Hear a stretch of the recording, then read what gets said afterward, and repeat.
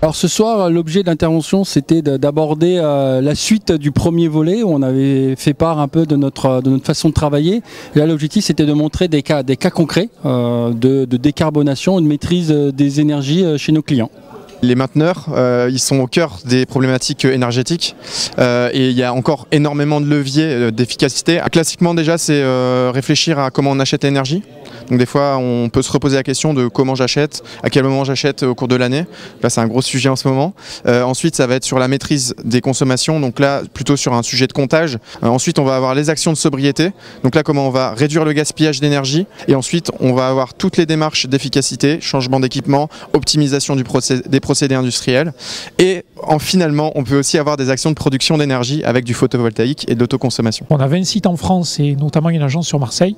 Donc moi, je fais partie de l'agence de Marseille et donc je suis venu tout spécialement. Notre solution, elle permet d'agir directement sur le système de contrôle du client pour pouvoir directement, je dirais, agir également sur le process et amener des économies d'énergie, je dirais, en vraiment gérant un petit peu toutes les variables et en agissant sur toutes les boucles de régulation et en priorisant les unes sur les autres et en gérant toutes les priorités. Voilà. J'avais envie d'avoir un œil assez neuf sur la sobriété et l'efficacité énergétique. C'est un sujet qui est énormément évoqué depuis plusieurs mois maintenant. Et donc les sujets sont un peu redondants et ce que je venais chercher ici, et je l'ai trouvé d'ailleurs, c'est une vision un peu différente, tournée sur la maintenance avec un aspect beaucoup plus technique.